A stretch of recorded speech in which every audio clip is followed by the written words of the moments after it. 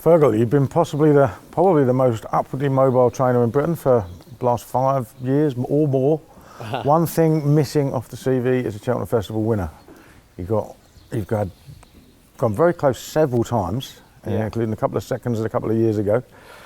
You've got two big chances this year in Crambo and Dysart Enos. We'll start with Crambo first. Stayers hurdle. He's taken the Paisley Park route, hasn't he? He's gone to Aintree, he's gone to Haydock. Didn't win at Haydock, but he should have done. And then he did beat Paisley Park in the long walk hurdle.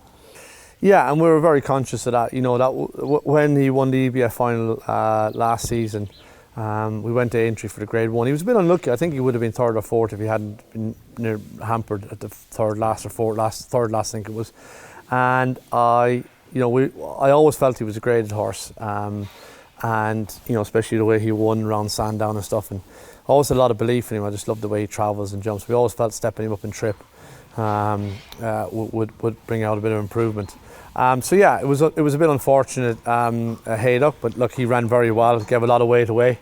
I think he showed that day that he was a Grade 1 horse to give that weight away and to be a very close third that day. So yeah, the next obvious step then for me anyway, was to go on to the long walk and hopefully he could do it there. But yeah, it was fantastic. Showed a lot of courage, didn't he? That's what you need in a stayer, isn't it? Yeah, he got a great will to win, and you can't.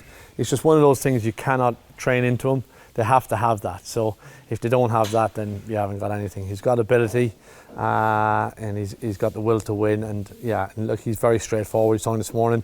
He doesn't do a lot on the gallops, but he's nice and fresh when he came back. Looked like he was saving a bit for himself, didn't he? Well, that's what those good horses do. And like I said, I think he's got a calendar in his stable, and he's counting the days down to the 14th of March. All right. Now, Dysart Enos is a different kettle of fish altogether, isn't she? She's quite buzzy. Yeah. Very quick.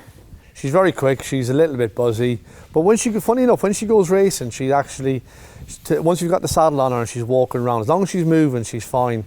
Scott does a great job, and her Tom Broughton is fantastic with her at home, as is Eve with Crambo. You know, it's so important to have these people that know these horses. But yeah, when she's at the races, she's actually not too bad. But it was important for her to go to Cheltenham in December, I think. So she's been there and done it, and she knows what she's going back to. But you've deliberately kept it low key, so she'll go in there having a bit to find on hurdles form, but we know from the class she showed in bumpers that she got it. Yeah, look, we believe we saw enough at Aintree that we know she's, you know, good enough. It's just that everything goes right for her on the day. You know, I don't think she needed to go and win a listed race before she went there. So thankfully the owners were on board with that, and we were able to avoid a £5 penalty. All right, so that weight could make a big difference on the day, couldn't it? You've got a couple of really strong Irish horses to come up against as well. Gordon Elliott obviously thinks an absolute world of brighter days ahead, doesn't he? And we'll need everything in our, you know, we'll need Dysart to be on our A game, and we'll need everything in our favour. And I think the £5, if you can go there without £5, surely that's the thing to do. So, absolutely. Now, have you got any other potential Cheltenham runners? Look, I think Tiori could run a good race. I think he's a nice horse. He's 2 from 3 for us. He loved he loved the hustle and bustle of that. So yeah, hopefully he can run well. Yeah, he's the other one then, is he? Other one to look out for. Fergal, let's hope you get it done this year. Cheers, thanks very much. Cheers, thank you.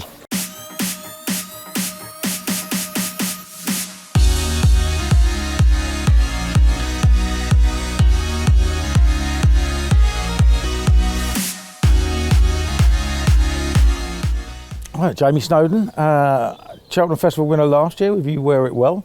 She goes again. Got a big task this time against Lossiemouth.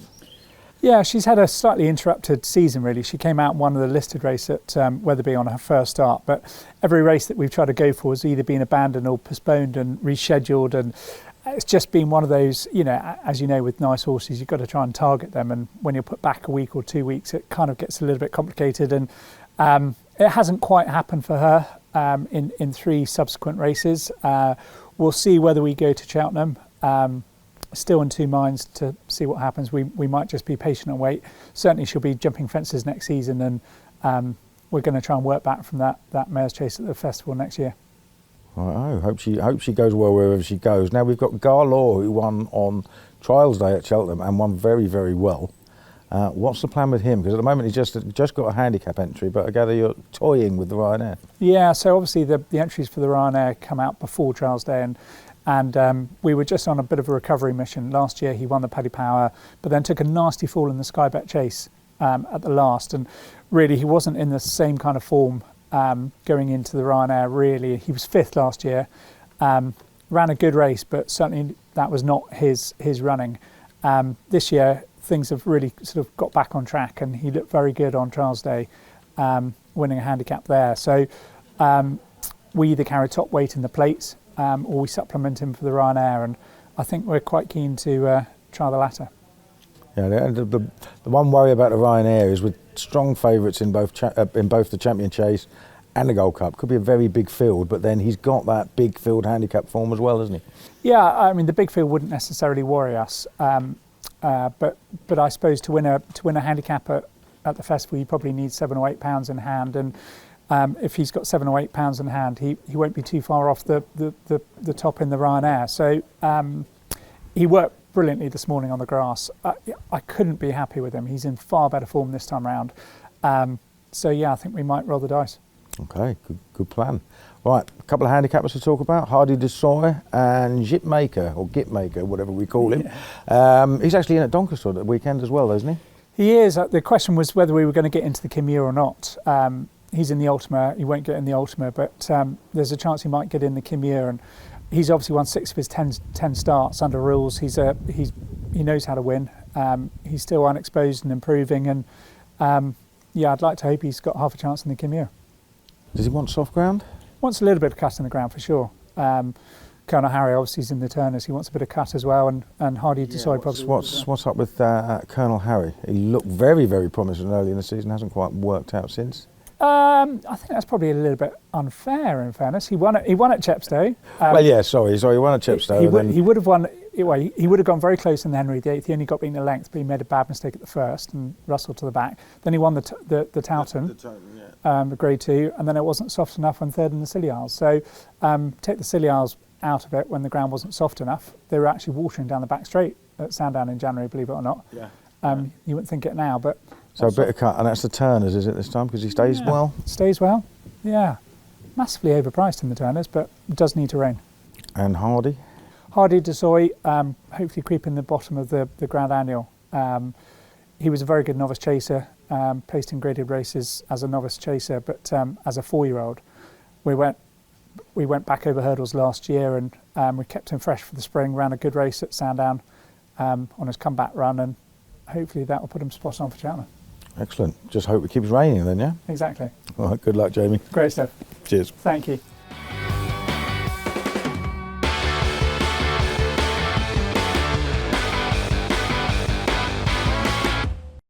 All right, sitting here with Ben Pauling at the Hollow Bottom. Ben's a man who knows how to celebrate a Cheltenham Festival winner.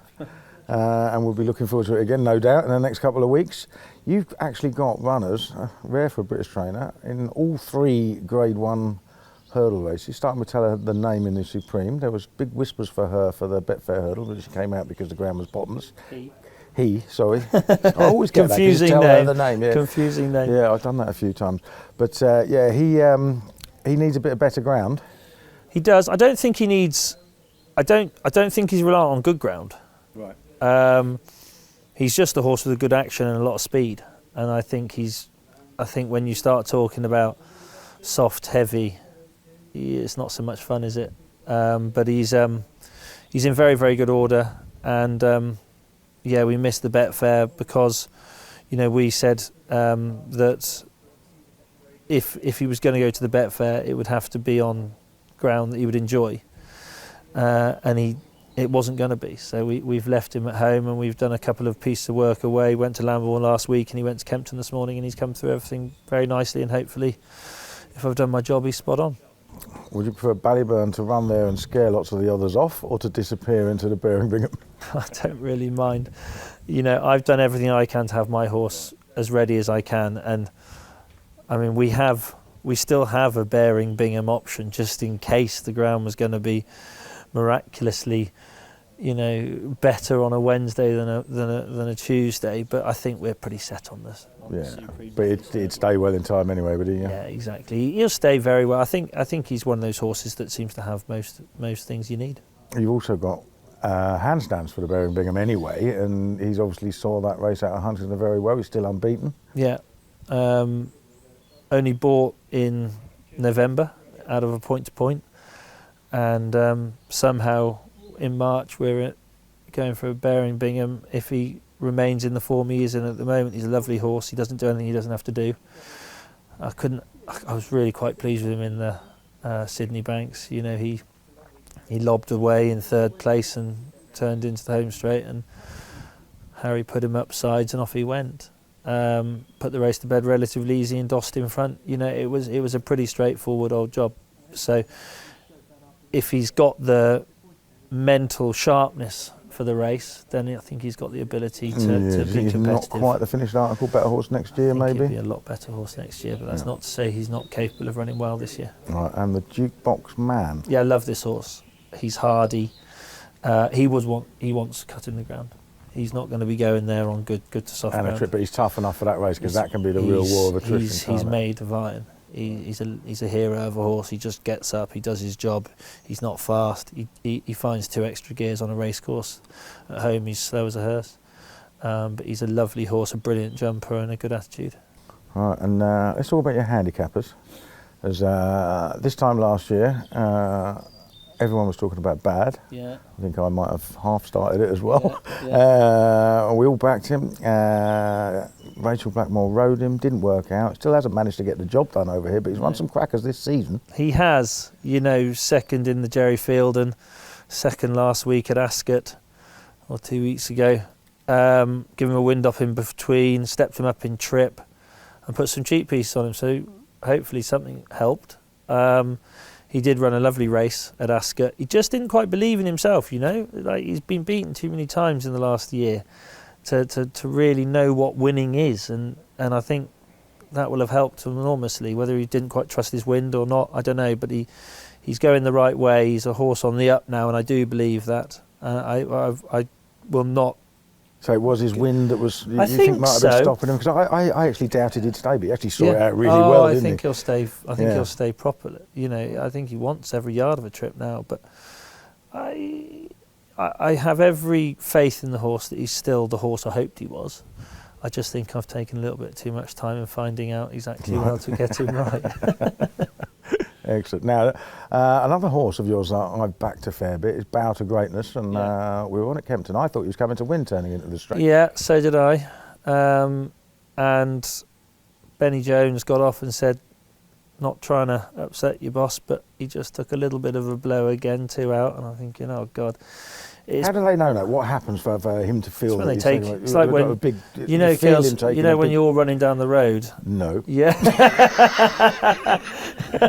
And you've done your first mile, and you take that great big heave, right, that bit? Yeah. And then you blow it out. 15 yards. You blow it out, and then you go again. Right, that's what you right. take a blow. Okay, so you can feel and then you off you go so again. You can feel him doing yeah. So that's when a jockey says, he took a blow. I've taught you something there today. Okay, yeah, all good learn something, yeah. And he took a blow 2 out. He looked like he was going, and I forward plan ended up winning Saturday really well. Like came with a wet sail, didn't he? Yeah. But we didn't half just get into the bottom of the second last and the last, and we just landed a bit flat-footed both times. And it happened to us at Aintree when he nearly won the race before the National, and he's still a novice over fences. And I've always thought that he was made for the amateur chase because I thought he was a 150 horse. Right. But he's still a 133 horse, and something tells me something's going to happen soon. So we probably have to go for one of the handicaps. Oh, absolutely, and of course, best form last year in the spring. So yeah, I think he comes right this time of the year. I think he's best on better ground. Whether he goes for the Kimya or the Ultima, I should think the Kimya. Any other handicappers punters to be interested in? Harper's Brook. I mean, you back him at your peril. He's got all the ability in the world, but you don't cheer until he's crossed the line. But he's got oodlums of ability. He'll have blinkers on probably first time out. He goes very well. Twig in the Ultima. He wants better ground, a bit of better ground. He's in good order. Unlikely to get it on the first day, Yeah, do you think? I think That's so. the worry, I think isn't it's it? Yeah. lucky. I mean, I'm slightly more hopeful than Mr. Pullen that we might have a bit of a drier spell. My Met check said the 16-day forecast looked all right. I'm not sure what he's looking They at. don't know what they're going to do with 2 days, do they? No. But we'll see. We'll see. But they're all good. And we've got that bump horse, which is very nice as well. So Which is? 6 Mile Bridge, won at Sandown there a few weeks ago. Been a very hard horse to keep right in his lung health. He wasn't even right at Sandown, but he still did the business. If I can get a clean track wash off him next week, because his work this morning was ridiculously good. If I can get a clean track wash off him in a week's time, then he could be good fun. Excellent. Ben, thank you very much for joining us. Cheers, Keals. Good luck at Cheltenham. Top man. Our official Racing Post Cheltenham Festival preview show coming to you live on the 3rd of March, 7 p.m, live on the Racing Post and Unibet YouTube channels. Dave Orton, Paul Kealy, Tom Siegel, Unibet ambassadors Nico de Boinville and Nicky Henson, and of course Brett Williams. You'll be joining us. What can we expect, Brett? Yeah, looking forward. Should be a really, really good night. We've got Nicky Henderson will be on Zoom or Skype. Nico de Boinville is coming into the studio. We'll be having loads of offers as well. Obviously make sure that we'll be going throughout the whole of the preview. So yeah, lots of specials, offers, promotions, all available on unibet.co.uk. So no, looking forward to it. It's sort of quite an exciting time. And what a panel, Tom Segal, Paul Kealy. I'm sure they've got their opinions, and hopefully we can find a few winners among them. Absolutely. Sunday the 3rd of March, 7 p.m, live on the Race Post YouTube channel and the Unibet YouTube channel. Really looking forward to producing that and hearing the thoughts of the panel this year. All right, sitting on the hollow bottom with Willie Twiston-Davies, son and assistant trainer to Nigel Twiston-Davies, talking about your Cheltenham Festival runners. You're going to have 2 in the Arkle, both outsiders, but both horses with plenty of ability, Master Chewy and Matata. Now, just talking a moment ago, I quite like Matata, you quite like Master Chewy. Tell us about both. Yeah, no, I like them both. I think at their prices they're too big. I think very arguably you could say they could both turn the form round with JPR1. Master Chewy was nearly brought down in the Lightning. Before that, he beat a Grade 1 winner in Nickelback very nicely at Kempton. Thought that was a great performance. Both of them have improved massively for fences. I think Matata's maturing massively with age. He's put in some great performance this year, arguably unlucky at Cheltenham when he made a mistake. He likes to get on with it, doesn't he? And, I got the impression that he might have gone a bit too fast at Cheltenham, but then not fast enough at Lingfield when JPR beat him and he was coming back again after the last. I couldn't agree more. I think he'll be ridden a lot more aggressively at Cheltenham this time. I think we'll let him go. He seems to finish off very well, which he proved at Lingfield. I think the track will suit. His jumping is very good. And it's sort of the exact opposite for Master Chewy. He'll be played late. Seems to be the make of him. Fence has been brilliant. He's put in some massive performance this year. Namely, first time at Aintree was very good. And obviously the race at Kempton, the Desert Orchid, was a very, very good performance. Obviously beating a Grade 1 winner. I thought his jumping was very good. He got there on the bridle. The horse have a lot of ability, and I think they're being slightly overlooked. As you say, the Irish have got a very good hand, but I think we could be the best of the British. You've got to take on the Irish everywhere, haven't you? And it's a case of where to go next with Broadway Boy, who has proved himself very much a Cheltenham horse this season. Yeah, obviously got to speak to David Prues about where we go. I've been leaning towards the National Hunt Chase for a long time. Now we're starting to lean back towards the Brown Advisory. A big key thing for me is of this, not this morning, but it's just evidence, is he scoped so poorly after Warwick when he got beat, and we found him to have stomach ulcers. After seeing Constitution Hill this morning, working as he did, that shows what it does to a horse with a bad scope, and he still was only beaten 18 lengths that day. Our form from Cheltenham has been very good. We had a lot of improvements to make after he got beat by Flooring Porter, but then his next 2 runs, he's a 20-length winner of a listed chase and beat 305 by 3 lengths, and Protector Act was back in 6th. So I'd say of the British, apart from Stay Away Phase, probably the highest rated British novice. Really good piece of form that was, because obviously 300 through 5 has come out and won a race from Ascot from the horse who finished 4th. So it's a real solid piece of form as well, isn't it? Yeah, definitely. On time forms and racing play ratings, they put him in the mid-150s. And I think last year he was better in the spring again. We found his ulcers. We've done a few little niggly things with the chiropractor and stuff. He seems in really good form. as I said, I'm not scared of any of the British novices as much, but it's the, could Factor File be a next Gold Cup winner or something? I don't know. And when you're looking at the other way, the National Hunt Chase we are technically the top-rated horse, so it's going to be a very tough decision, but we'll leave it to the last minute. One's a grade 1, one isn't. Well, exactly, but grade 2 is only 25 grand less. So Dad and I like our money. So Yeah, I'd rather go there with. He could easily be a 4-5 to 1 poke for the National Hunt Chase, and it could also go and be 12 to 1 for the Brown Advisory. But there's no doubt Dad and I both believe in this horse, as does Sam. So wherever we go, I'm sure he'll have a great chance. Right, plenty of other chances too. Handicapper, I'm half interested in. Well, I say a handicapper. He's got a couple of grade 1 entries as well. But Idalku Bihu, would he go for the plate? Adaka Bihu, we're very much feeling our way with. He's quite a difficult horse to read. He has little niggles here and there. His performance at the beginning of the year was brilliant, and then he had a bit of layoff, and I think he actually needed the run quite heavily at Kempton the next time. When he strings it together, he's definitely a lot better than his mark. If we can get him to chant the best we can, then we'll play it by ear then. But I say at the minute he looks like he's going there in great form and everything's starting to align, but it just seems at the minute his early season form seems to be a lot better than his latter. Right, okay. And there's another chaser that promised plenty but hasn't quite delivered yet. We've all been caught. He seems to have been nibbled a little bit for the Ultima. We've all been caught, definitely getting there. His 2 pieces of form behind Broadway Boy, well, he's beaten 20 lengths at one time, but his first run of the year when he was fresh, was only beaten a couple of lengths. Is he a 16-pound inferior horse to Broadway Boy? Probably not. He had a fibrillating heart when he was favourite the next time.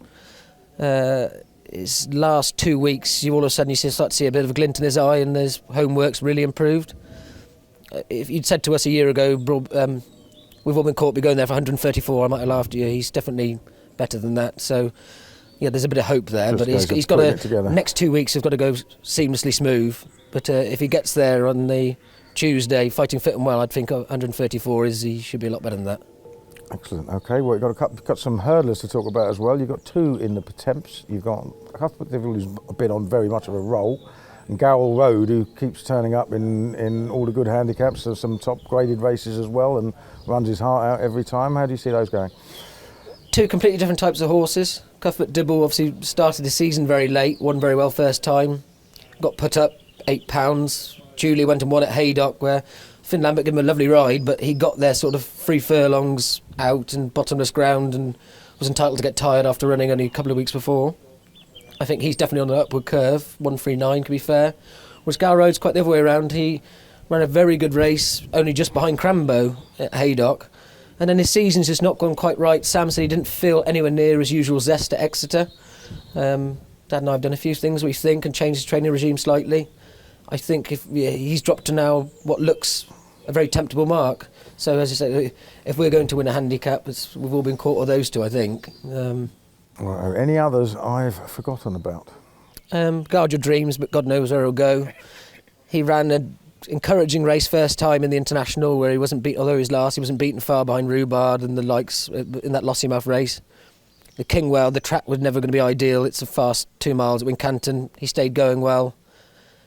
He could have a little each way squeak in the Coral Cup if that's the route that we decide to go. Up to 2.5 miles. He looks a bit older. He's dropped to a mark of 136 or 137. It's quite a tempting mark on what he's done, isn't he? He was near late 140s. He's won an international hurdle. So all of a sudden we could be quite well handicapped, and it's been a nice. It's similar. Just the last 2 weeks you start to see that glint in his eye a bit more. Yeah, you've just got to hope they bounce back, haven't you? Exactly. And we've got a very small but select squad, but you've got to run the ones you think have got a chance. We're not there for a social day out. They're all there to have a go. Absolutely. Great. Well, Willie, thanks for your time. Good luck for Cheltenham. Johnny Deneen. All Racing Post content, yes, all Racing Post content is going to be free to all our customers on the Racing Post app. Unbelievable scenes, Johnny Deneen, unbelievable scenes. Yes, it's free. So you even get, price-wise himself, Mr. Tom Siegel. Is he your idol? Yeah, I'd be one of them. Oh, not just the idol. One of Johnny's idols, yeah. One of my idols too. Price-wise, imagine getting price-wise tips for free. This is a one and only event. All you've got to do is log into the Racing Post and you can see everything for free.